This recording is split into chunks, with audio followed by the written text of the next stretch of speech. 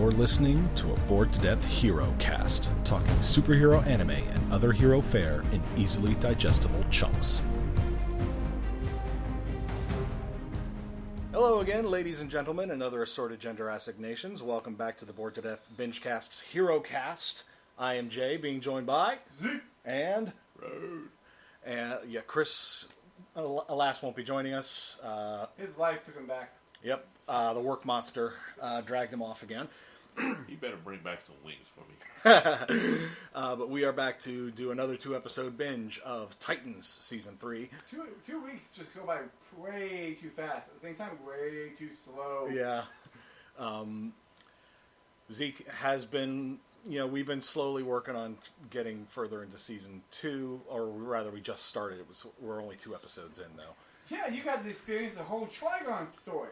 Well, I mean, the Trigons, the way you had said it made it sound like Trigon got dealt with in like 5-10 minutes, when no, it was more like half the episode. In my defense, it's been a long time. In your defense, it has been a couple years. And that's still a major villain for the franchise. An eldritch abomination that gets sort of just snapped out of existence, more or less. Thanos. I wasn't necessarily going for the Thanos reference, but I'll take it. But yeah. Everybody copies everybody in Marvel and DC. Now I've got to recall a little bit where we left off with Season 3. So we got introduced to Lady Vic. We know Crane had been planning to unleash his... He's been doing puppet master tricks. Yep, he was, as I like to keep putting it, playing 3D chess while everyone else is playing checkers. That is a thing I'm going to keep coming back to. Until they saw his move.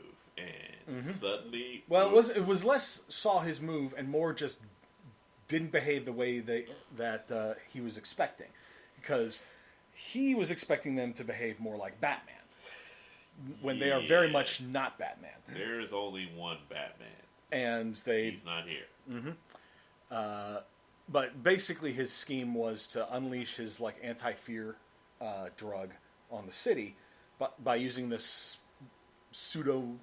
scientific MacGuffin to mass replicate the anti-fear gas chemical. I'm going to have all the drug lords who are under All Red of the- Hood distribute it, thereby making sure that he covers the city. And They make a bunch of money off selling this drug that everybody wants to try, and then everybody that isn't trying the drug is just like, what the fuck? Why are people going insane and killing people all of a sudden? And step 4, profit. Steps. Well, I mean, step 1, replicate drug. Step 2, sell drug. Step 3, and then step watch 4. the city tear itself apart. Yeah, really yeah, what but he's always after. Yeah, but he implied that he had something that was going to happen after that, which is still somewhat unclear. And Blackfire, meanwhile, has been actually being helpful. But You think it's a trap? Yeah, that's the thing. Trap.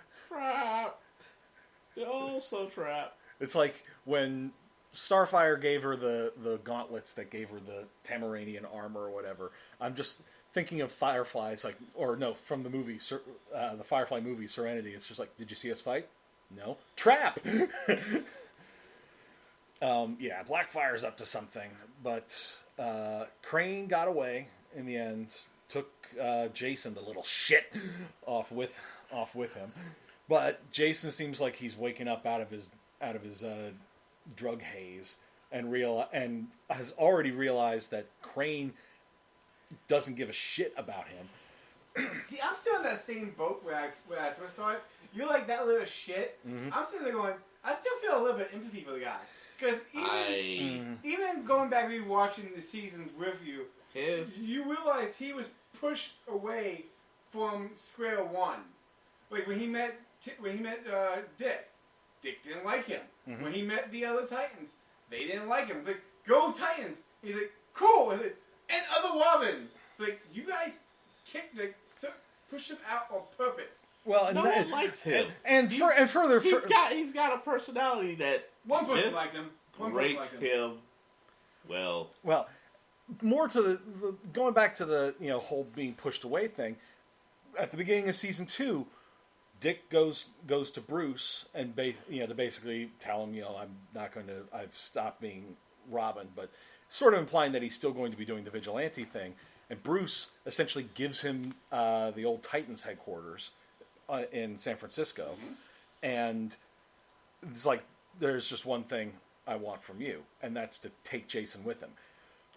Again, going with what you're saying, that that Jason keeps getting pushed away, that was sort of Bruce trying to push him out of the nest, push the Robin out of the nest. And then, still building off that, we saw that in his flashback episode from this season, that Bruce basically was trying to push him out of the role of being vigilante man, and more into, I want you to be a like my foster son. I want you to be a good boy. It's just sort of it was sort of Bruce realizing how much he's sort of fucked up these kids' lives, and then, well, we know what happened. What happened to Jason then. But see, the thing about it is, Jason himself makes bad decisions. Oh yeah. Oh, we have all the time. No idea what you're talking about when he snapped that cop's back in half. In season 1, yeah. Yeah. I saw that. I'm like, Jesus Christ. I don't think Batman would do that to cops. He would probably punch them in the face, and maybe tie them up and leave them hanging upside down somewhere. But he wouldn't freaking snap their back in half. But then there's Jason. But Jason Todd, the little shit. So yeah, when we left off, Crane had managed to escape the Titans busting his operation up. Jason, since the last thing he can probably clearly remember was when he took a hit off of what he thought was the anti-fear toxin, was actually knockout gas, more or less. Oh yeah, because he took the drug out with 3 inhalers. He took some of the limited supply that Crane had and sold them on the streets, which is promptly what got all of the authorities to start looking at him. And we also got introduced to Oracle, which promptly got shut down. But did it really? I'm waiting for the eye to turn into the chick from Resident Evil 1. You're all going to die down here. Yep. the Red Queen. I don't think that's going to happen, because they clearly were patterning Oracle off of Brother Eye, knowing what people who've read the comics would think about it. I mean, when I hear Oracle, there's Barbara. Yeah, Oracle, there's Barbara. And Oracle. I'm telling you, there's Barbara. I was half expecting that to be the case. It was that was Barbara's and then all of a sudden that was how Barbara became police commissioners. That she had this secret hacking program that let her get into everything. We go down into the basement and it's Brother Eye. Here's Oracle, Brother Eye. No, Oracle. You're Oracle. That's Brother Eye. I personally I would love to see this kind of conversation in a comic book skit. Yeah. I'm in the good comic books. What do you mean? I'll explain later. So we're going to see Oracle. We're going to see you? No, we're going to see that. That's not Oracle. That's Brother Eye. You're Oracle. Wait, what? Yeah. Basically. I would be immediately thrown out, because I would just not let it go. When you say Oracle, I'm looking at you, Barbara. And I think I said this last time. I personally would have preferred, if it was going to be called Oracle, that the avatar the little computer avatar that it would have had, instead of being a giant eye, had the Oracle symbol that she used when she was Oracle. Right. That would have made sense. It would have made sense. Instead, we got Brother Eye. And but then because if they had used the Oracle avatar instead, with the Oracle getting shut down, and then maybe later Bruce or somebody else comes along, takes the hardware, fixes it, and then turns it into Brother Eye. That would have worked, and it would have been great for one of those sort of now the villain has the access to everything or whatever. But so we not sure where things are going from here, but from what I can see, the second episode we're going to binge is bringing Raven back. Well, it's called Souls. Yeah. Which means there's going to be more than one probably here. Spoiler alert for season 2. Well, we remember how things work when it comes to souls. A soul for a soul. Yeah, it'd be more creepy. Except for Raven. It'd be more creepy if you did that with Davy Jones. A soul for a soul. Well, no, I was more going for Thanos. Yeah. I don't remember that. And in Infinity War? Yeah. A soul for a soul? Yeah, that's what Red Skull told him. That's the only way you get the Soul Stone. Yep, perfectly balanced, as all things should be. But, yeah, so looks like we're going to be finally figuring out what Raven's been up to this whole season. With all the other ladies. Or apparently trying to turn herself into Princess Leia, because looks like she's turning into White Raven right there. Yeah, White Raven. Oh God! I mean, with We're that, not ready for that. I mean, level. look at the outfit we that are we not see ready in the for that level. Look at the outfit she's wearing in that thumbnail, Oh, plus the hairstyle. Tell me that doesn't make you think God, Princess we are Leia. So not we ready gotta for figure out White what's gonna happen level. with the other side story with Beast Boy. Remember, Beast Boy went to go see someone from.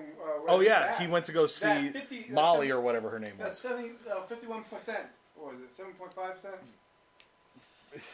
7.5%. No, it was just 51%. But it was while we were looking things up that you looked up the numbers on like the vote that this show had put together, and it had been 51% in favor of.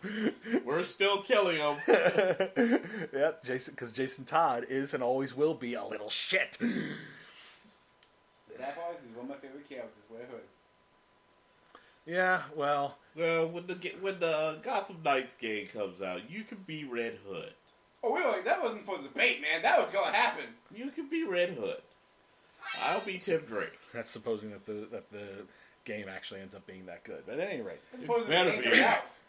that too. You heard one commercial from it, and it's been almost 2 years. Well, that's because, And then there was the Suicide Squad kills the Justice League.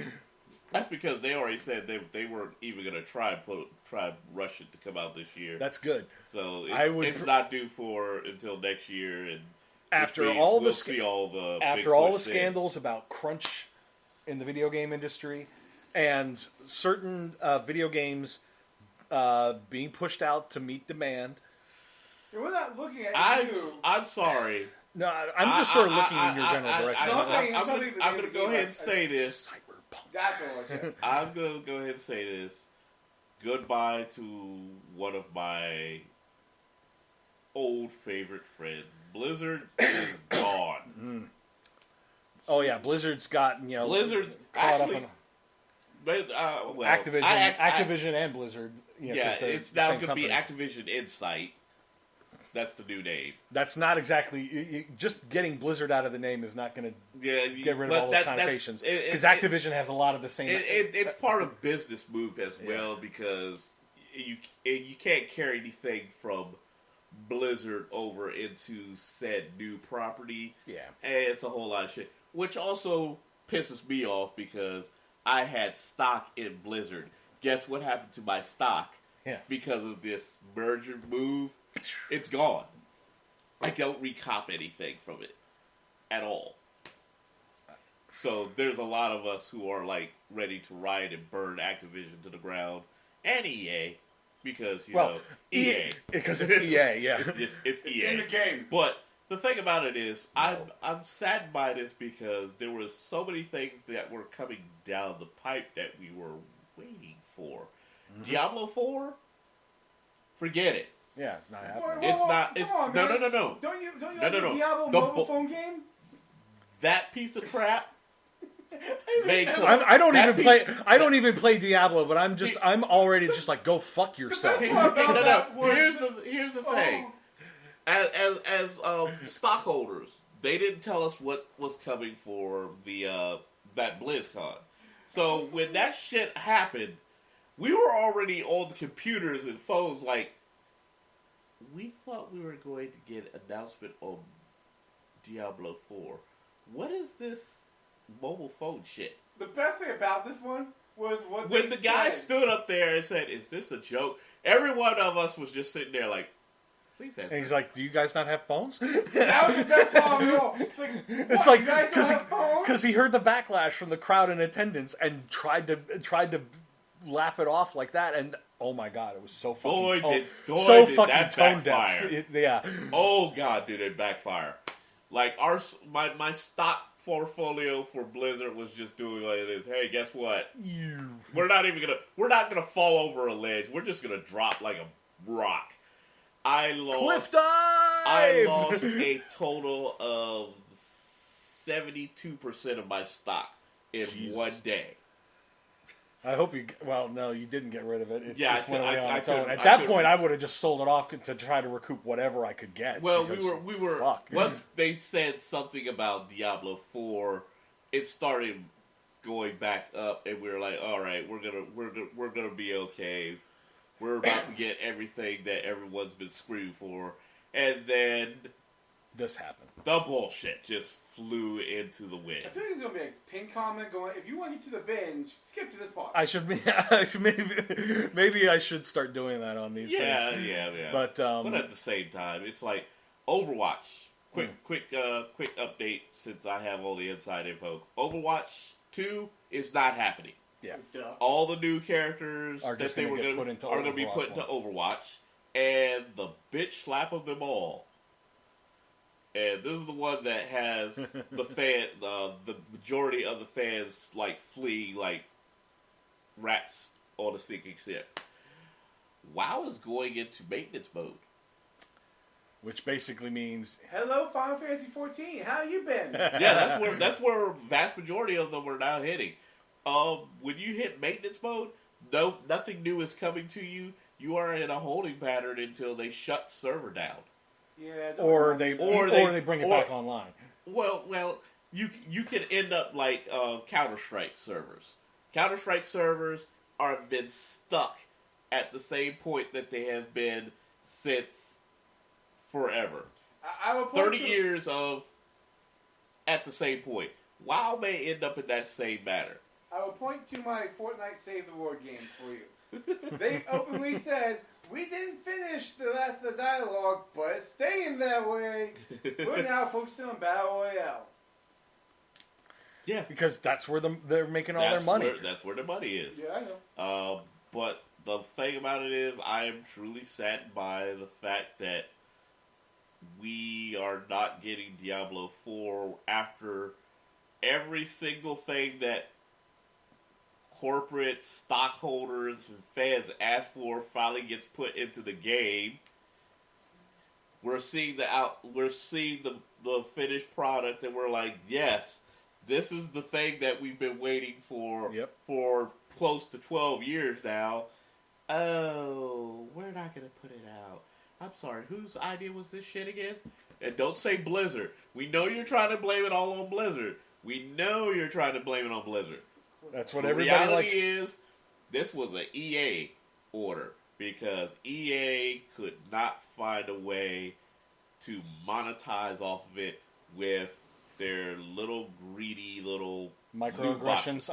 Microtransactions. Yeah, because there's nothing in there that you can microtransact. Okay, call it what it truly is, guys. Gambling for kids. No. Surprise mechanics. Oh, surprise mechanics, yes. Oh, yeah. Anyway, we're not here to talk about games. We're here to talk about Titans. We got 2 episodes this week. Episode 8, which is titled Home, and episode 9, which is titled Souls, and will be bringing us White Raven, possibly. At least she's wearing white. Heck, maybe she's getting married. Who knows? Gar's not going to handle this well. Probably not. But yeah, so I don't really have much else to add on. Let's get it out. We'll that'll wrap up this little intro, and we'll be back after the binge. Hello, and thanks for listening. While we're binging, please give us a like and subscribe. If you want to reach out, do it via our social media on Facebook or Twitter at BTD_Bingecast. The Bored to Death Clan is part of the CKCC Radio family, including J Bunny's Music Hub, the Race Nerd Podcast, Real Paranormal Talk, Ranking Tracks, Motivational Moves, The A Show, Park Hopper 101, and The Nerd Table. Please consider supporting CKCC Radio on Patreon so we can continue to bring you podcast content. And now, the binge is done, so let's get to the discussion. And we're back. So, Giggity. I really liked the second episode. The first episode wasn't bad. But episode 9, oh my god. But let's start by talking about episode 8, Giggity. Home, which so much giggity. Jason Todd is starting to come back to his senses. It's just sort of like, I fucked up. I want to make amends. Please let me come home. Yeah, basically. We're gonna kill your ass. Yep, and the rest of the Titans are just sort of like, we're gonna kill you. We're not gonna forgive you for the things that you did, but if you want to turn yourself in, okay. Not the rest of them. I mean, BB's still, hey, you guys forgave me. That's why I went kind of all killer. So why don't you forgive him? Well, yeah. The way he killed is a little bit too personal. Yeah, I mean, if it was just he was killing other people, it would have been fine, but you fucking killed Hank. I mean, and he did it by making his own love of his life, making effectively his wife pull the trigger. Yep. Right. Scarring her forever. Yeah. Ever. And just so you know, Dove eventually comes back, but she ain't Dove anymore. Well, that's season 4, probably. That's a later thing, and if they bring that up, you better get Arsenal. Fucking Arsenal. And we already know Roy Harper exists in this continuity. Once again, Giggity, Superboy, and Blackfire. Oh yeah, that's right. Not just that they did it, but for 24 hours. Zeke has something to say, I'm sure. No, just You're just over here, just sort of like looking like you want to say something. I mean, just the simple fact when Starfire turns around, so you two are together. You two are sleeping together? And they just look at each other like, I thought she missed that. Well, yeah, because we should say when we cut to the two of them getting it on, then suddenly they look up and Starfire is standing at the edge in her of the bed. trance. I mean, he gets out of there before trance in, but apparently she was still conscious enough to know what's going on. Well, you get to see Superman's butt, or Superboy's butt, for a split second as a light explodes, goes. Yeah. Well, and we should note there were a couple things I noticed in that episode related to the whole trance thing. First, while Blackfire and Connor were getting it on, there was that purple mist all over the over the floor. Not the gauntlets, because she's not wearing the gauntlets. Right. So she's beginning. Starting. Yeah, she's starting to gain her the actual Blackfire power. Role-play toys, man. What? Those could be role-play toys. She could have the gauntlets. You're attracted with those gauntlets on. I want to see you do it. Put the gauntlets on. I want to bang you while you're wearing them. Yeah. Well, it's like you know that Superman and Lois Clark, she wanted him to wear the cape while they were getting it on. the thing about it is, Tamaranians think that their power just comes from them. It actually comes from their emotions. Now, Starfire is, of course, highly emotional about her friends and family, so that's where her power really originates from. Blackfire is all about her self-gratification. And as she is definitely being gratified for 24 hours. And we saw her literally shout her out of the trance. Yeah. Well, but more to the point, the purple mist effect came up again when Starfire put herself back in the sensory deprivation tank, a.k.a. the tanning booth. Yeah. The tanning bed that they claim is a sensory deprivation chamber. She keeps circling this one area, and... Well, yeah, I'm starting to think on that one. I'm starting to think there's something there in that particular spot, obviously, that's going to pretty much put the Blackfire and Starfire on a head-to-head collision. I just like the logic on that one. You let me steal Bruce's car? Well, we stole one. Yeah. There's plenty of cars to steal, people. This is Trust me. As long as you don't take that car. Yeah.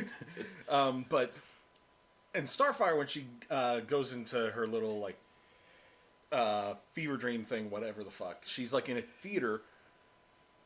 She's got like a handbill that just says like the Crown of Tamarin, which is empty inside. Yeah.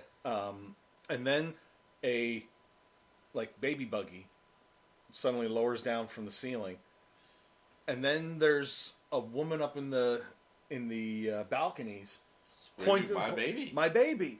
And when Starfire goes up to the buggy and takes the little blanket off, there's a Tamarinian child inside with glowing green eyes.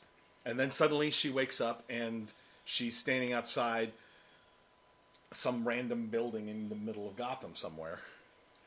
But the thing that I noticed in that scene is that the sign outside the place said Crown General. Yeah.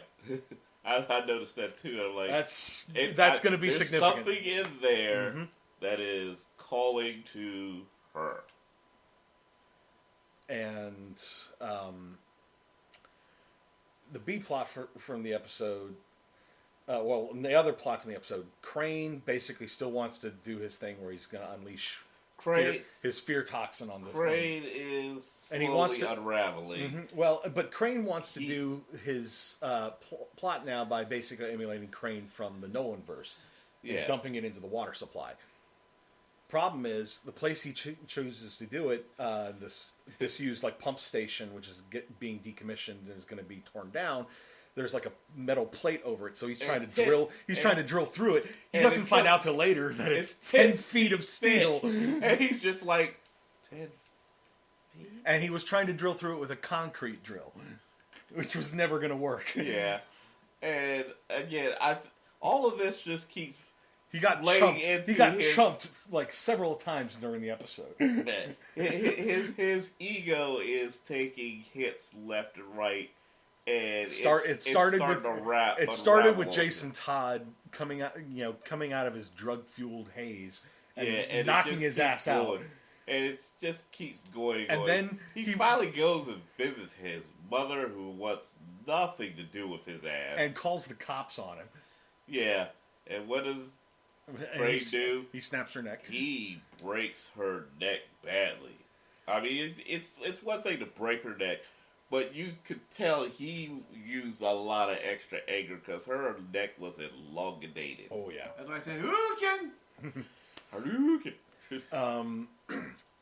Also in the episode, Tim Drake got to show off his detective skills. When he just turned up at Wayne Manor, asking to talk to Dick Grayson. This is almost exactly how it happened in the comic book. Before we talk about this, I'm going to say this next time.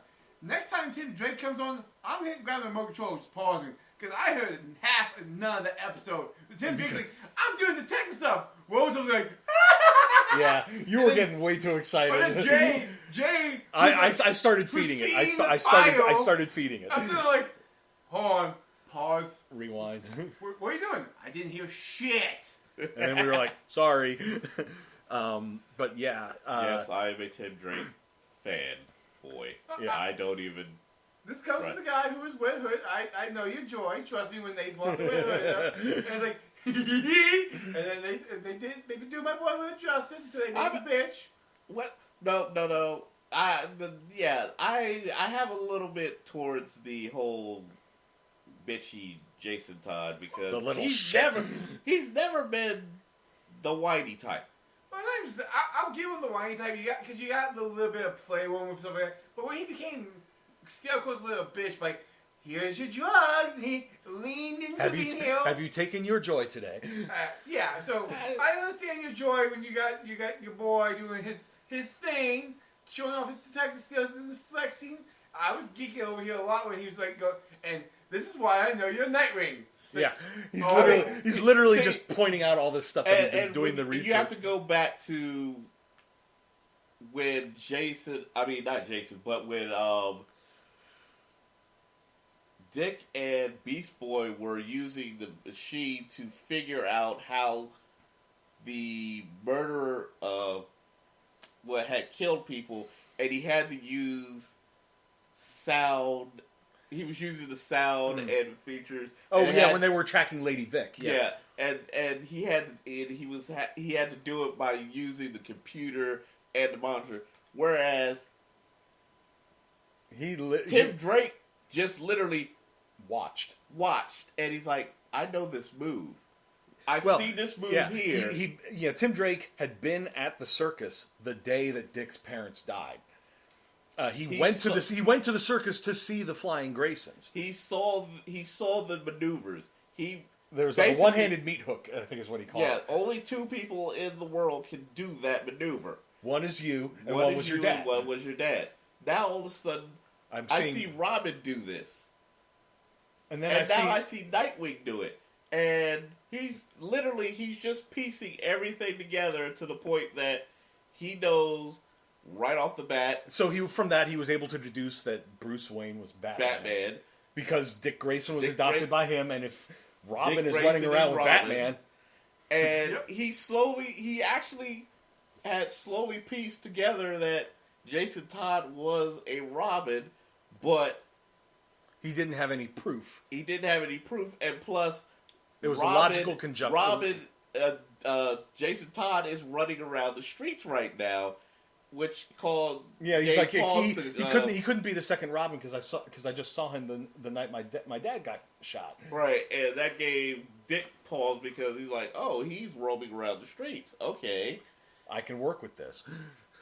And once again, so Dick gets contacted by a random message for him to go to the tunnels. Well, no, you're getting ahead of yourself.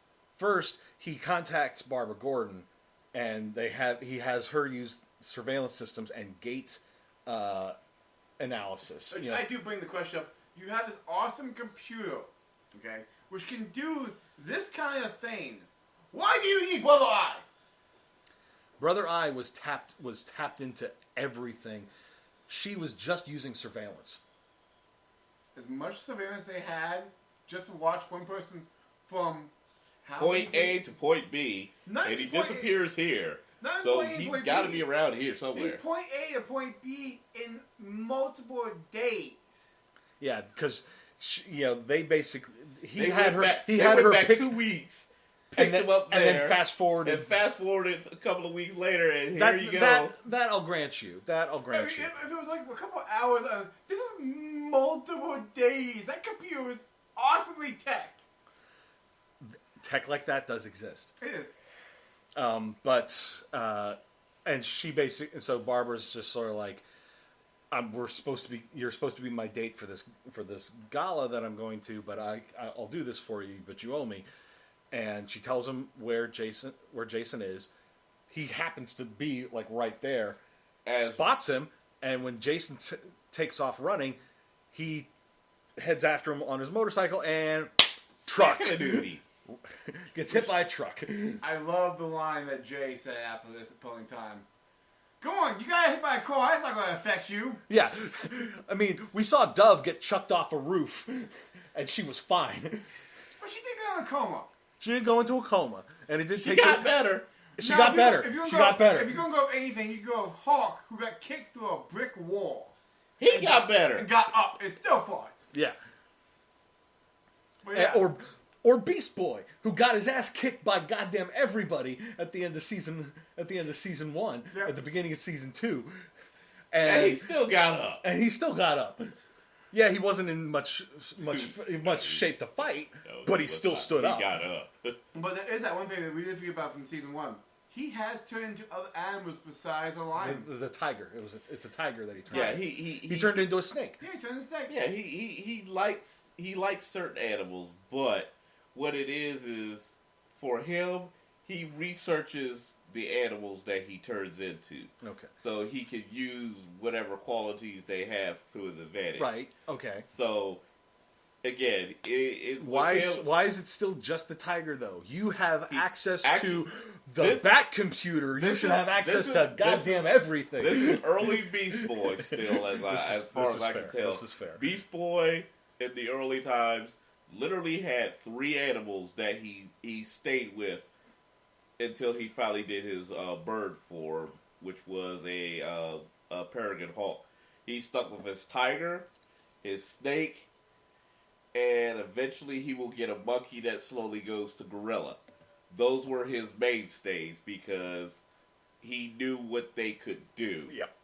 And it wasn't until he was pretty much picked on to start choosing some different animals that he started like going out to the developing his talent.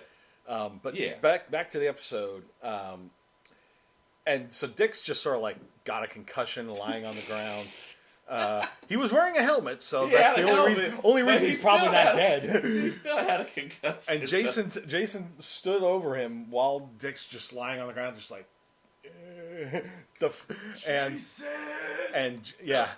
and Jason doesn't kill him and just walks away, which is an indication that funny is Jason actually calls the ambulance for him. He called 911. Yep. And for the rest of the episode, poor Dick is having like hallucinations. When Barbara Gordon had him doing like literally like read the eighth line on this eye chart thing. He started having it suddenly turns into a Rorschach moment, and suddenly sees the bats like what the fuck? Yep. And then he's having other hallucinations through it all. Like Jason contacts him and asks, he says he wants to turn himself in and wants to meet with Jason, not meet with Dick in the tunnels. You got the hallucination before that. When he pulled in the taxi cab. Oh yeah. I mean, there's all sorts of there's all of these things. He's basically his head is fucked up, and he needs a timeout.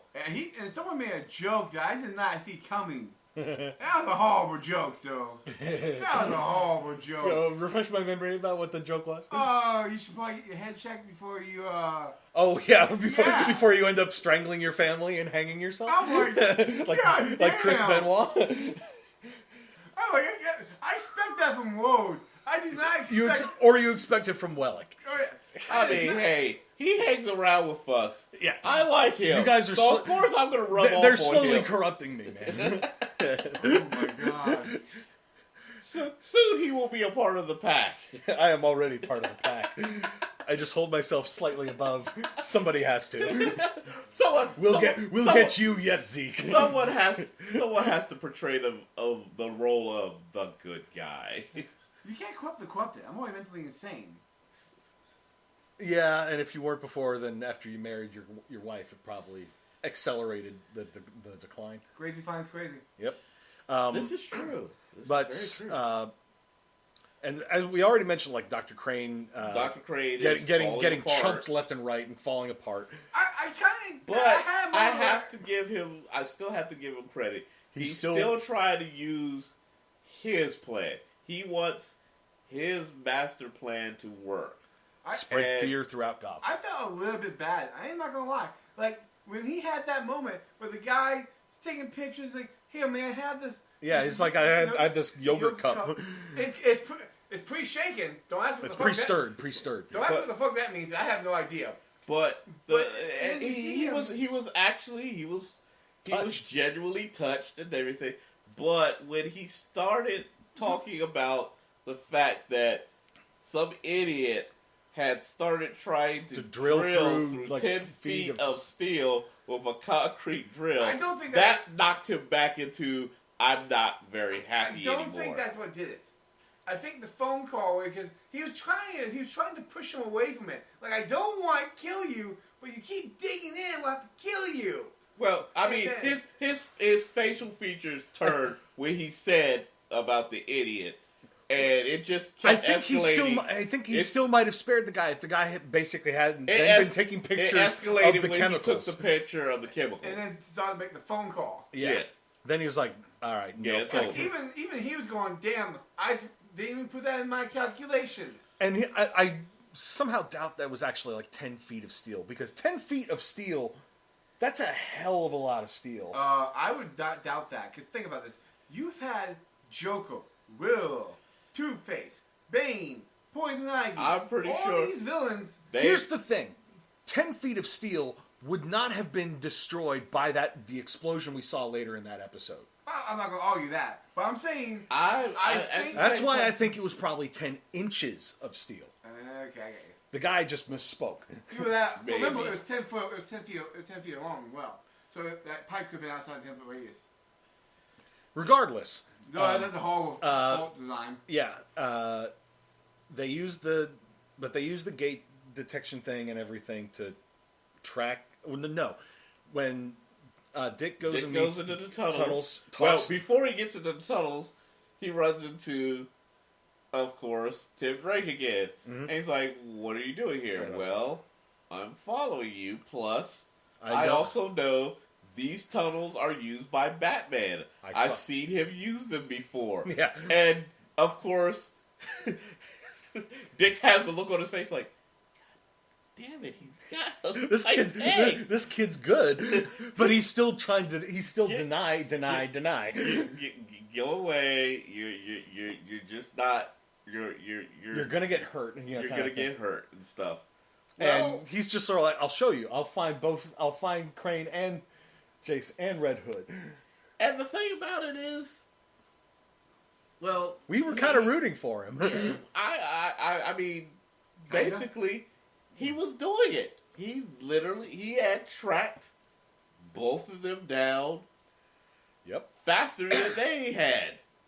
Well, and Dick goes into the tunnels and talks with Jason over intercom, basically, because Jason is not an idiot. He knows that Dick would probably whoop his ass. Kill him. or kill him. And at the same time, Crane's listening in down in the tunnels because he knows about the tunnels from Blabbermouth. I don't think that was the case. He was still in the pump station, I think. No, he was there. He was in the tunnels. But remember, he said, I wouldn't, what was it he said specifically? Because he turned the device on, saying how he wouldn't lose his project like that. And it looked like a tracking device came on. Oh, that's right, yeah. After he killed the worker that found him, he pulled out his phone because Jason had abandoned him. And basically, he followed him into the tunnels. Okay.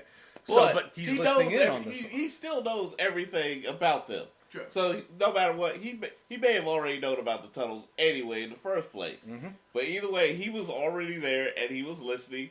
So he gave away his location. And basically told and Jason told Dick, meet me at the pumping station. I will turn myself in. You will have Crane. Da. So he's legit trying to be helpful. Turning over. But the problem is Crane overhears all this. Yes. And so Crane goes in and rigs the place to explode. Well, yeah, he's rigging it. And he was bringing extra stuff with him at the time. So Titans are on their way. Jason gets there before everybody. Jason gets there before everybody. Tim follows him there, and then he sees Jason go in, he sees somebody else going along, and lo and behold, it's Crane who has dropped the gun and turns around to reclaim the gun and sees this kid staring at him. And Crane just sort of has this smile on his face like, well, this sucks for you. And he just picks up Tim, attempts to run away, and that bastard shoots him clean through. The Titans show up moments later. Worst part about this is Jason was trying to figure out what to do because he didn't want him to die.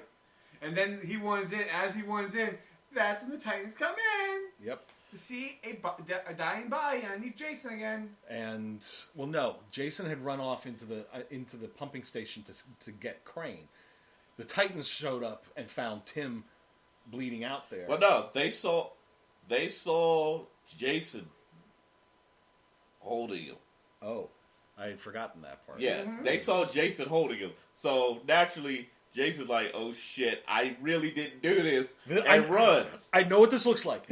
Let me explain. I know this looks bad, but it's not what it looks like. Yeah. And he runs in. I gotta give him credit for it because, that is kind of scary because, again, but yeah, he did do it, but he panics. And so Nightwing and Starfire go into the building to... he's after him. And while Beast Boy stays with Tim. Beast Boy is trying to hold him down. And that's when Starfire and Blackfire go in there, and they spot Crane down on the lower floor. Starfire lights it up, and literally lights it up, everything up. Come to find out, he's rigged that area so that it'll explode and dump all of his chemicals into the water main.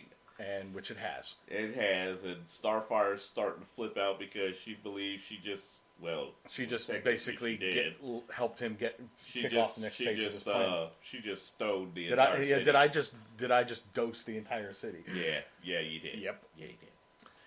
And then we go to the next episode. episode 9, which was just over the top. Oh my God, what a trip. I was waiting for It starts by opening on a castle somewhere in Westeros. Sorry, I mean somewhere in Europe.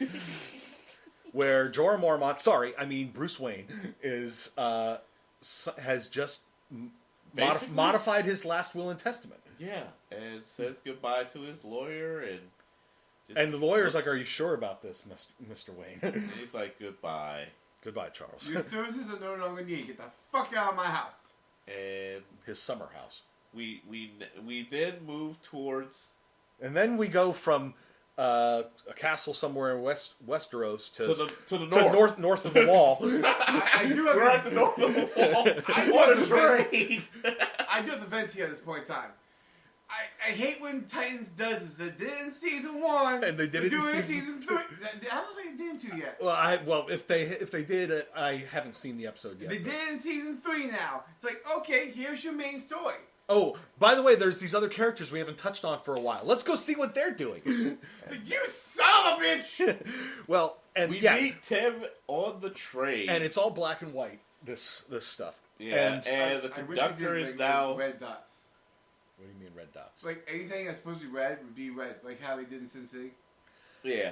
The blood. Yeah, but that's Frank Miller. You know? So Tim, and this isn't Frank Miller's Batman. Yeah, Tim Drake is on the train to wherever, to the next place. To the next place. Yeah, the conductor is ready to usher him off, and Tim's not having it. And lo and behold, he runs, but he passes past Donna Troy, who just happens to be on the train as well. And she sees him running, and she's like, her instincts kick in. And her she goes, instincts are always to protect someone. I do like to know, when you go into this train of afterlife, the live with sticks that we would call it, what makes your clothing go? Because she didn't die in a winter jacket. No, but as was established later in the episode, you can sort of conjure stuff out with your mind. Right. But the only person that knew that was the she didn't. She doesn't know how to consciously do it. Yeah, but it's winter time wherever this is. True. And you want to stay warm, so the thing that somewhat bugs me is that she then had that same outfit on when she came back. Yeah, she brought it with her. Anyway, but still. But it was just a matter. She has to break it to Tim. You're dead. Yeah, they both end up having to jump off the train. No, he chooses to jump off the train because he's not ready to go on. She chooses to follow because he needs protection. And then you find out why you don't get off the train. People in robes. Ghouls, I think they called them. Yep. They'll swallow your soul. And as soon as that was said, I'm starting to get the flashbacks of So I love the we move a little bit forward, and they're on the run from the ghouls. They're running from the ghouls, and then suddenly they're almost caught when suddenly a car pulls up, and it's Hank. It's Hank Hall. Yeah, it's our Hawk. We all cheered, and they drive away to safety. And where does he take him? The one place I was just Twilight hoping... Owl, I think yes, the Twilight Owl. Now we are moving into our good friend Constantine, Deadman, and their realm. And Yeah, when you mentioned Deadman, I was like, oh yeah, and I was just like, the Twilight Owl is the hangout of all the what I like to call mystical entities. And Zeke has something to say. The best part about this, since you're mentioning this, is the fact that Constantine is no longer a Legends of Tomorrow, which means, more than likely, the rights are being transferred over to them. To Warner Brothers and HBO Max. So they might somehow tie, since they're bringing in key locations like this, somehow bring a Constantine character in now. Yeah, he has the possibility to show up. And as long as we're talking about DC / Vertigo properties, I brought it up in the episode when the conductor stood up and started chasing after Tim. I was like, that is definitely not Death of the Endless. That is definitely not a human person. That sounded more demonic. Well, I mean, consider he's probably got to be somewhat, bestial to fight off the ghouls, because the ghouls probably attack the train a lot. Probably. His job is to make sure they get to the next place. Basically, what happens is the Twilight Owl is the safe zone. As long as you don't bring the ghouls. The ghouls have gotten in, but the problem is whoever's usually in the Twilight Owl will kick their asses right back out. Which we sort of saw. Yeah, we see that with Hank and his guns of glory. which he was able to conjure up once and wasn't able to do again. But so once they were there, I was just like, I was hoping against hope that Deadman would pop up. Deadman or Constantine just show up and say hey. Or if not a Constantine, just show some guy in a trench coat smoking in the corner.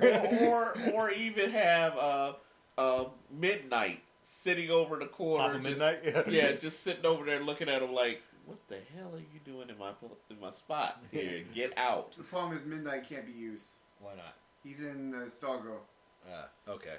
Well, he's ethereal, so but he's saying they wouldn't be able to use him in the show because the rights to the character is. Oh yeah, what's that stupid CW shit? Anyway, okay. It was just the loving nods that they were getting. They were throwing so many nods. Oh out. yeah. And then we kick out to what's going on in the real world. Where Raven is on Themyscira, where she is alternately sort of holding vigil over Donna's body, trying to bring her back, and she wants to use her powers to do it. And the Amazonians are just Amazons are just like, what the fuck are you doing? Stop! We have a way of doing this. Let us do it our way. If you interfere, you could make it so she can't come back or corrupt her in some way. And of course, she keeps trying her way, which she keeps trying to use her powers. Of course, starts to anger. I do like the upgraded powers. Yeah, her powers are definitely starting to act more like what you see in the comic books, where she can conjures up shadows, conjure them up, and actually manipulate them to her will now, as opposed to having Dark Raven say, "Fuck this, I'm going to do it my way." Fuck this, I'm going to pour a swarm of bugs down your throat. Right. And there's also the fact her eyes kind of glow red when the powers come out. And the gem lights up when she uses her powers too. Yeah, like it normally would do. Now he's got to give us the famous line. Those three magic words. I can't pronounce to save my life. Words. Azeroth something. Azeroth Vestos Synthos. That's what it is. I feel we just did the book from Army of Dead. No, that's Klaatu Barata Nikto. I'm pretty sure that middle one was not said properly whatsoever. Klaatu Barata. Hurrah, hurrah, hurrah, hurrah, hurrah. There I said the words. Yep, we're good. I said something along those lines. Right. There you go. But anyway, but yeah, she's in between this. She's also training. She's training. They're trying to teach her to have a balance. Basically, balance and control, which is actually true. She perfectly in balance. She did have to do this in the comic books in order for her to control herself. And what brought us along? The people who make this show, HBO Max, went, wait, it costs how much to make this CGI? Now we gotta give these people more hands-on combat training. Yeah, pretty much. We need plenty of hands-on, and yet she still was using her powers to there because she's like. Well, my favorite part about that was when they're training, head, left, white. Well, she's red. also wearing a blindfold, Well, so... she's saying it, but then after they are done, she started doing it without saying a word. Raven's like, dodge, huh? And caught. With power. She's seeing the code. Oh God! She knows the Matrix. She took the pill. Wait, was it the red pill? Wait. Yeah, the red pill. The red pill wakes The red up. pill leads you to the White Rabbit. No. God, the song's playing in my head again. I can't make it stop. We'll be doing Matrix 4 when that comes out. Oh my God! Yeah, please don't play that damn song. I'll be sitting there like, go ask Alice. I can't stop that song from playing. Anyway, but eventually she like the matron tries, or whatever. She tries it again against the rules, and the matron holds a council on her. And decides that she needs to learn. She stopped. I love it. It's like she senses disturbance. It's like, I'm using my magic. Magic retreat. I fucked up. I know it. Because she just sensed that the matron is like in the doorway. Just standing there like. Really, and the matron basically puts her on tribunal, essentially. Yeah. And of course, Raven gets sassy. Raven throws the gauntlet in their face like, you guys are a bunch of cowards. No wonder Donna left. Yeah. And again, it comes back to it, and I'm sitting here thinking to myself, so the matron is telling her that she's seen some people come back from this. It has happened once, but there is a way about going about doing this, and it has to be done that way. It has to be done that way, and I'm just like, well, there of one way. Right. There are other ways that also work. You have just seen it work one way, and you keep trying that way. And if it doesn't work, you're like, oh well, guess it wasn't to be. Was I the only one sad when she was speaking and I was listening to her story, I'm sitting there saying, okay, and certain things she was saying, I'm almost tempted to think that we were actually looking at the person that Donna Troy's mother, telling her basically, the daughter who died, my daughter died, and she's not coming back. She's talking about Donna right there. It's very possible. What were you going to say? I was wondering who the story was that she was talking about. Was I the only one thinking that? Like, who was the one person that came back to life? Oh, Wonder Woman. I was wondering that. I was thinking the same thing. Yeah, it was Wonder Woman. But that was the one. But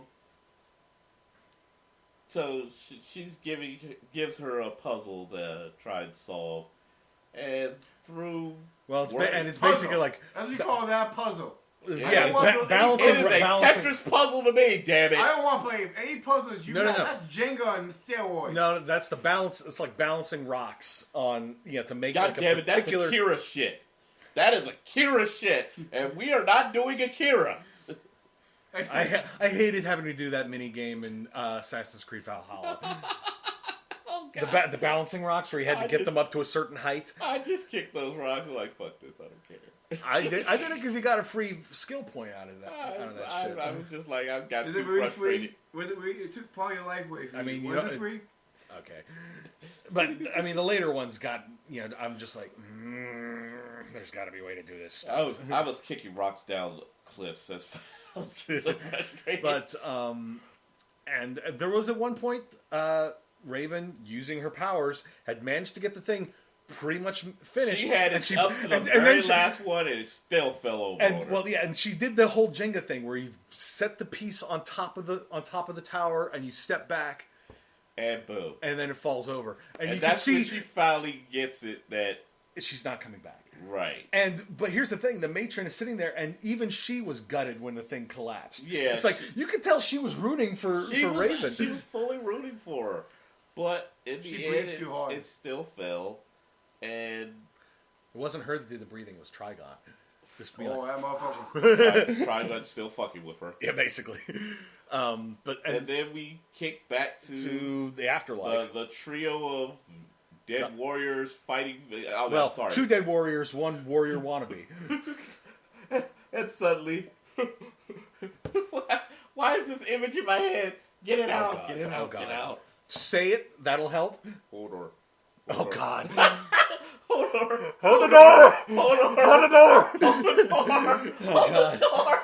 Oh, Zeke is just shaking They his head. literally did a Stop hold it! on Stop moment. it! Stop it! Anyway, but Hank told Donna and Tim, and we should note when the ghouls broke into the afterlife bar. Hank suddenly manifested a couple of guns in his hands and shot the ghouls down. Back up a little bit more. Hank manifested 2 nice things of alcohol. 2 martinis, yeah. For them to have. And she's like, I thought you dropped drinking. It's like, I'm dead. I want to live a little bit. Yeah. nice little joke. But it was when he suddenly conjured up the guns, I was like, what? Because when he conjured up the martinis, I was like, where did those come from? Only James Bond can do that. That's dead magic there, people.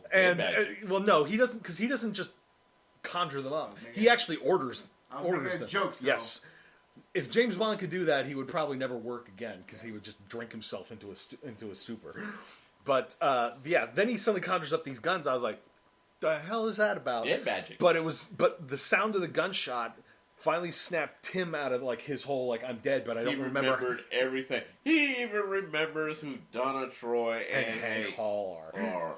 And he's like, I'm from Gotham. Your friends are there. Yeah, but Hank is like, I gotta get this kid back, and I gotta go back. Hank says that there's a legend in this place of a bridge which can lead back to the mortal world, and so they go searching for it. You have to find the upside down tree. Mm-hmm.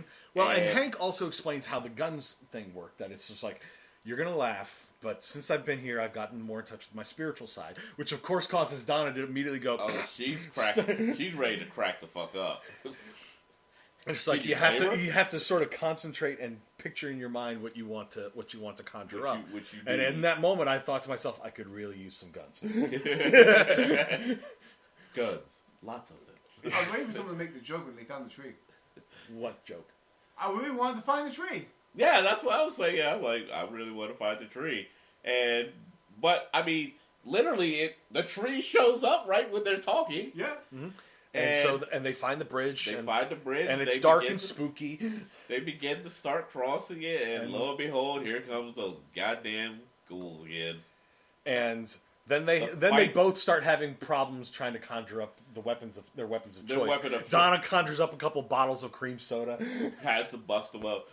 Hank conjures up Robin throwing bars. I wasn't thinking of Grayson. Well, I wasn't thinking of him.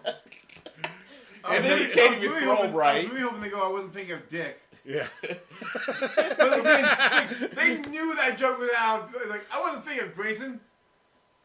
No, he said I wasn't thinking of Grayson. Yeah, but I said, it's why they go, I wasn't thinking of Dick. Well, it's implied. Tim, meanwhile, is the one who has no experience with this sort of thing, so he's just freaking out. He has no fighting skill. It's not just that, it's also the fact that you notice how, because we forgot to mention the fact that the ghouls, what they're there to do is to take your soul. Now, they're not taking it up to heaven or hell. They take you down to hell. They take you down to hell no matter which way you were supposed to go. And they specified Hades, which is, yes, essentially hell. But anyway. But then, with this process, it's a lot painful, apparently. Mm-hmm. So every time they start hitting... they start doing, like, this energy surge thing. I can't remember his name. Tim. He's getting fucked up. He's hard chilling with pain, where you have Donna and Hulk, they're like, this kind of tickles a little bit. Well, in Donna's case, I could understand it because she's Amazonian. She's an Amazon. Hank Hank has been battle hard fucking. That's fair. That's why I talking. But you gotta also understand when I'm not saying Hank fighting. You gotta remember, we're talking about a man who has busted hip, many injuries and stuff, but still just bluntly fights through it all. Mm-hmm. He's a except here he's in the afterlife where none of that shit matters. None of this shit should matter. But I mean, when they're doing that thing, he's just like, and. Well, he finally like conjures up some like nunchucks and just sort of like starts beating himself with it before he finally manages to start just wailing on him. Of course, Donna gets a sword and she's Hank's just like she gets a sword. What? But then the bridge starts falling apart. Starts collapsing, and of course Hank and Tim are on the wrong side, and Hank's telling him to jump. He's Tim's like, I'm not going to make it. And Donna tells him, like, do it. So he jumps, he's not going to make it, and then suddenly, lasso of truth. The lasso of truth comes to rescue. And I'm like, now see, that's kind of cool. When you need it, it's there. And Hank, seeing that the bridge is just collapsing further, it's too far to jump, basically just says to Donna, tell Don I love her. And he goes, Hodor. And then he conjures up a Louisville Slugger, and he's like, I can work with this. Hodor. Hodor. At that point, my brain said one thing. I want to see him as Casey Jones. That would be the most amazing thing. Get the guy who plays Hulk to play Casey Jones just for a little bit. Next Ninja Turtles movie they decide to make. Sorry, Stephen Mount. I think your number's been beat. He's busy with his new wrestling show, which I still need to watch. I haven't seen it either. It's on Stars. Yeah, but I should be able to get that through my Prime subscription. So, yeah, you can. Yeah, but I just haven't gotten around to watching it yet. Anyway, but story of your life. Yes, so much.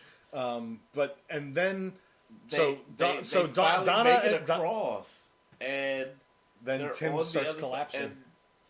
He's starting to. See his wounds that he has in the real world. It was before that. It's like they're there. Yeah, like they made it to the other side. They talk for a little bit. He's thanking her for saving him, and then suddenly color.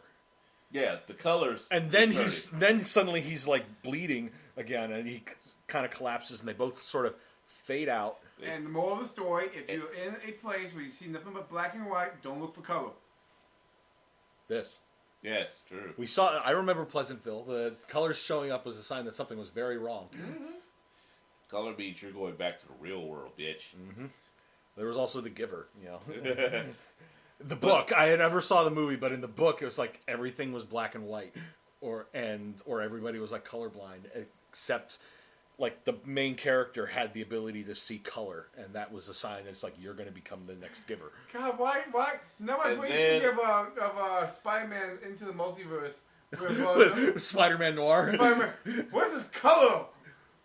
Yeah, because his world doesn't have color. And of course, we get to the point where Tim Drake wakes up in the ambulance. He was dead for 93 seconds. 93 seconds. And we go back to Themyscira. No. Let's go back to... go back to Themyscira. Yeah, we go back to Themyscira. That's right, I forgot. Raven's packing her bags to leave. Because she's ready to leave. And she feels it. She just feels something. She feels a disturbance in the Force. And she goes to the room where Donna's body was, and she is risen anywhere. Because Jesus. Because again, Donna does not like being on Themyscira at all. But Raven's just sort of happy because she knows that this means that Donna is back. The world is ready. Mm-hmm. But ass-kicking time. And then we cut back to the afterlife. Hank made it off the bridge, and he's just sort of like standing there in the cold, wintry Ohio forest. And he finally we're always in the goddamn forest in Ohio. And he runs into his brother, Donnie, the original first dove, which is actually kind of.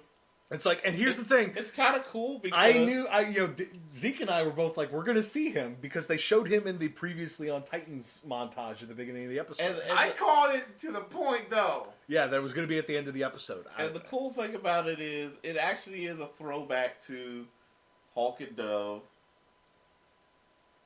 Dead Days. They are dead, and they are actually the doormen, or what am I trying to gatekeepers? Think? Not gatekeepers. Key masters? They are the the bouncers for the Twilight Owl. Ah, okay. Well, maybe that's what they're going to end up going to do. But they basically decide they're going to reunite Dove and Hawk, or Hawk and Dove. They'll talk about it. They'll figure it out eventually. As you know, and because Hank after he hugs him is just sort of like, "What are you doing wearing this?" It's just sort of like turns out there's a lot of people on this side that could use some help. Yeah. I was a little bummed out by it because I'm glad they did bring him back together, but I was hoping this soul might be dragged to Hades. Because there's a certain demon down there who might make his appearance because, you never stay dead in a TV show. Never stay dead. And there's a certain demon, Trigon, who might... Oh, no, Trigon does not rule that. Yeah, Trigon is not a ruler of hell. No, Trigon is a multi-dimensional demon. Yeah. He's from somewhere way else. What I'm saying is that he might try to pop in and start snagging. No, he's trapped inside. That's true. The diamond. He's never coming out from there until he does. Unless she allows him. But there are plenty of other demons. Now, Etrigan, maybe. Oh yeah. If Etrigan comes out, he's gonna be a rapper. Yes. Etrigan, oh my God. Etrigan's gonna be on the street. No. Hood, he busting lyrics. He performs at the Twilight Owl. Actually, he does.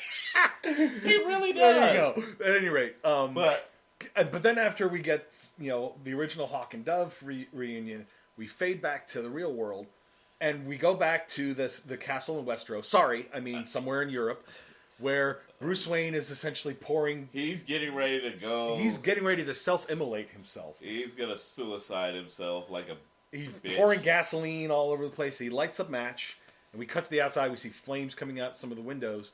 And we cut back inside. He's like collapsed on the floor. And suddenly, we have Donna to the rescue. Hashtag not my Batman. Yeah, Zeke was not happy about seeing this Bruce Wayne trying to kill himself. There's some things that Batman would never do. One, kill someone. Okay, we're crossing the line. Joker supposedly dead. Well, how it always goes, though. And then, another thing, he doesn't give in. He never gives up. Yeah, He's always that beacon in the dark. That's the thing I'm still having a little bit of trouble with. They're portraying Batman as he's just given up hope. And that's not Batman. Batman is like the embodiment of never quit. Well, there's been times where he has lost his will to fight, but he does not fall. He might step back from being Batman for a while he tries to get his head straight, but he doesn't. Right, but he does not fall. Not like this. This is. I mean, my Batman. My favorite time of him falling was in The Mask of the Phantasm when he found a love of his life, someone he was going to be with, and he was like, "Mom, Dad, I don't want to do this anymore. Give me a sign. I don't want to be this anymore." And they were like, "Fuck this! Get back to work, damn it! Get back to work. The mafia's going to take care of your love of your life." But no, only it was the love of his life was taking care of the mob. Yeah, but I mean, I really liked Mask of the Phantasm. It was great. Mask of the Phantasm earned its Emmy. Even then, like he was knocked down, but he wasn't to the point where suicide is the answer. He did not give up. And that's the whole point of that's the only gripe I have with this series so far is the portrayal of Batman. And the fact that whoever made the first trailer needs to be shot in the head. Maybe not shot in the head. Well, actually to the pain. The kneecap. The context of what he was saying got blown out the window to the point that now you can't get past it. But you do realize they usually say fuck something in one season. First it was fuck Batman, then it was fuck Robin, and this one it was what was it? They said fuck something in this one. Forget what it was. There was 3 fucks each season. It's like 1 fuck per season. That's all they can give. Yeah. You only get 1 fuck. Yes, you walked into it. Oh, eventually they're gonna run out of fucks to give. Ah, I brought it back around. That's gonna be with Arsenal. Because he gives no fucks. God damn, he has no fucks. Oh God. But I'm sorry. We know pressing for this. Here's the thing: we know that a couple of people on the show still do give a fuck, and those two people are Blackfire and Superboy. Yes, they definitely give fucks. 24 hours. and going back to that, the whole thing that's like Starfire knew because they locked themselves away because they claimed they were sick. And Superboy was like, I don't get sick. Hours. And Superboy stayed with her, but Superboy doesn't get sick. I just like to know one thing about this whole sex scene. From, a half Kryptonian and an alien space girl with super strength. What the fuck's that bed made out of? Because I need that bed. That's a very strong bed. That bed lasted 24 hours before it finally crushed. With superhuman strength fucking before it cracked. That's a strong-ass bed. Batman. Yeah. Batman knows people. Hey, sometimes when the Justice League would come over, Clark and Diana had to have a little booty call. So he reinforced the furniture. I'm not sure that's who Diana was with, though. Well, hey, whoever Diana's with, you're going to want to have some reinforced furniture. Hey, death by snoo-snoo. Death by snoo-snoo. But yeah, it was a good couple episodes. Episode 9, though. Episode 9, Souls. Such a good episode. So, let me guess. I guess we still have, 4 more episodes? Probably. 10, 11. I think it's 11. It was 11 or 12, so it's probably 3. I thought there was 13. Well, regardless, either way, got a couple more episodes to go. It's ramping up towards the point where things are about to come to a head. Stuff's about to boil over in Gotham. The people are coming together because the water's tainted. Yeah. Hopefully they ignore that plot hole again. I don't think they're going to go for setting off like a microwave bomb or whatever. The biggest plot hole of the Dark Knight trilogy. Wait, hold on. You're telling me no one boiled their water since they put the stuff in there? Well, I mean, they didn't really announce it to anybody either. I mean, that would have been the first thing, like, don't drink the water. Christ is averted! Well, here's the thing. You really think if the authorities were to put out a warning, don't drink the water, that people would actually listen to it? Yeah, that is. Consider the COVID society that we live in, where they basically said social distance, wear a mask, and people have really struggled to do that because my freedoms. Because it became political. Mm-hmm. My freedoms are being offended. I'm looking at it like, God damn it, I get to finally wear a mask out in the public? Oh, let me pull out the good ones. Luke, help me take this mask off. Give me your goddamn mask. But you'll die. I have rights. All I gotta say is I'm glad I no longer work the retail train so I don't have to see the fishnet stocking mask. Oh, God. Really? No, I had one that was really, like, the holes in the mask were about inch big, and I was in like, or when people are making like homemade masks, but it's like all like beads and stuff. It's like, no. Yeah, when it's literally just like a freaking shawl or something. I think the worst one I saw was the thong. No, my favorite one has to be the call filter duct tape mask. What about the person wearing the diaper on their face? That was brilliant. Yeah, that was very brilliant. Well, hey, maybe that by putting a diaper over their mouth, that way you don't have to deal with the shit coming out of their mouth. Ooh. Yep. Score. But all yes, the good. This is a good couple of episodes. Wondering where they're going to go with the rest of this. Can't the rest wait. of the season. I wasn't expecting the Dr. Crane thing to keep spooling out as long as it did. I was half expecting it to get wrapped up in that first episode. He's the mid-level boss. He's pulling out all the guns. He's going for broke. And we know that Blackfire is starting to gain her powers. Yeah, Do snoo-snoo with me so I get my powers back more! Yeah. Wait, the season's danger! Her powers are recharged by snoo-snoo. Wait, the season's danger! Quick, boy, I need you in the middle now! We need another 24 hours. Boy, I need your dick. Get over here. I'm almost to the point where I can fly. Oh, she was flying. She was flying high. She wasn't flying. She was riding. Riding dirty. Oh, yeah. But good couple of episodes. Yeah. 2 weeks from now, we'll have another 2 episodes to go.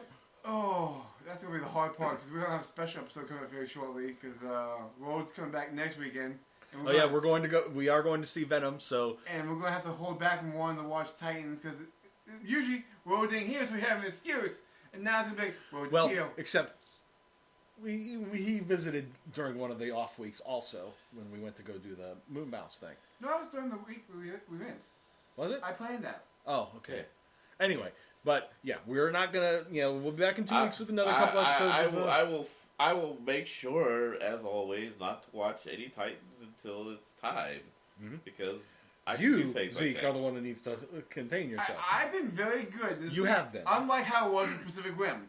That's my weakness. Yeah, it's Mecca and it's Pacific Rim. Yeah, and I fell asleep on it again on Tuesday. What, Pacific Rim the Black? Yeah, the show? The animation. I started it like I normally do, and the next day, hey, it's fine. Yeah. So yes, that will wrap up this edition of the Bingecast Herocast. Strange. Oh no! With the list of things we're gonna make you watch, God help you. Here's the thing, though. In my defense, I had just finished watching King Kong versus Godzilla, and I was all totally squeed out from the awesomeness of Godzilla stomping on King Kong like it's supposed to be. Mm. And Kong basically still trying to get him to fight because I didn't hear no bell. Yeah, I noticed he dropped that axe. He was like, I ain't try to swing no more because you actually put me in a coma. End of the Herocast for this week. So for Zeke and Rode, I am Jay, and we will see you in 2 weeks. Maybe. Thanks for listening to the Bored to Death Bingecast. Be sure to check out our library of past podcasts via CKCC Radio or via our YouTube channel, and give us a like and subscribe. We'll see you after our next binge.